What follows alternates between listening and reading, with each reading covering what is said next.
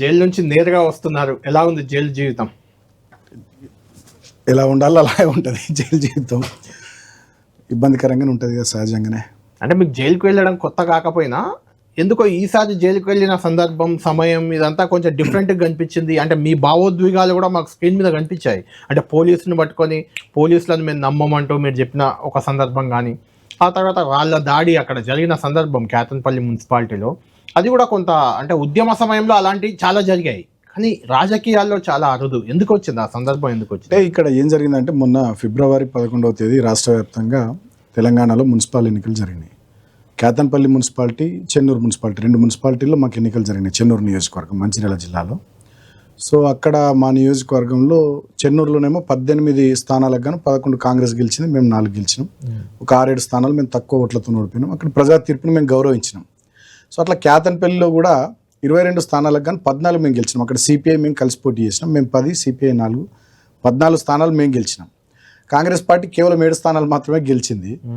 7 స్థానాలు గెలిచిన Congress party chairman, vice chairman కావాలని చెప్పి అక్కడ వాళ్ళకి బలం లేకున్నా ఎక్స్-అఫీషియో సభ్యులుగా వివేక్ గారు, మంత్రి గారు, స్థానిక ఎమ్మెల్యే, వాళ్ళ కొడుకు ఎంపీ, వాళ్ళిద్దరి ఓట్లు అక్కడ నమోదు చేయించుకొని, సో మా వాళ్ళని ప్రలోభ పెట్టాలనో లేకపోతే నయాన్నో భయాన్నో బెదిరించి తీసుకోవాలనో ఏదో రకమైనటువంటి కుట్ర చేసి చైర్మన్, వైస్ చైర్మన్ స్థానాన్ని చేజిక్కించుకోవాలనేటటువంటి ప్రయత్నంలో భాగంగా అక్కడ 13వ తేదీ నాడు ఫలితాలు వస్తే 14వ తేదీ నాడు మా వాళ్ళంతా 14 మంది భద్రాచలం పోతే అక్కడ మా శిబిరం మీద దాడి చేశారు. నేను వెళ్ళి వాళ్ళని తీసుకొని వచ్చి మా ఇంట్లో ఉంచడం జరిగింది.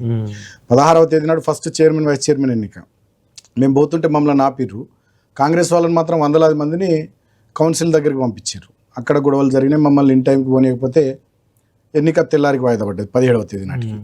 17వ తేదీ నాడు కూడా జరిగింది ఏంది, మొత్తం రాష్ట్ర ప్రజానికం అంతా చూసింది, మీడియాలో వచ్చింది, సోషల్ మీడియాలో వచ్చింది. సో ఆ రోజు జరిగింది ఏంది, మమ్మల్ని పోనీయలే, కోలక్ష్మి గారిని నన్ను పోనీయాలి, మా కౌన్సిలర్లను పంపించండి అన్నాం. అక్కడ కావాలని చెప్పి ఇన్ టైంకి మా వాళ్ళు కౌన్సిల్ హాల్కి చేరకుండా ఉండేందుకు ఒక ఫేక్ కేసు, ఒక అభ్యర్థిని కిడ్నాప్ చేసినాం, ఒక కౌన్సిలర్ని కిడ్నాప్ చేసినాం అని చెప్పి ఒక ఫేక్ ఎఫ్ఐఆర్ క్రియేట్ చేసి తీసుకుని వచ్చారు. ఆమె చాలా బలంగా బబ్బేరు స్వర్ణలత అని 21st వార్డు దళిత నాయకురాలు, మొదటి నుండి పార్టీ కార్యకర్త. ఆమె చాలా గట్టిగా చెప్పేసరికి ఆర్గ్యుమెంట్ చేసింది పోలీసులతో. చేసేసరికి పంపించాల్సినటువంటి పరిస్థితి వచ్చింది. సో వాళ్ళు కౌన్సిల్కి పోయినరు.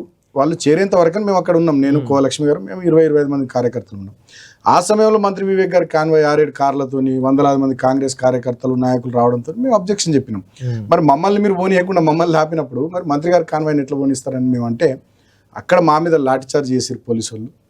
కాంగ్రెస్ వాళ్ళే మా మీద రాళ్ళు రువ్వారు. ఆ వీడియోలు కూడా అన్ని బయటకు వచ్చినాయి. నేను ఎక్కడ ఎవరి మీద రాయేయాలి.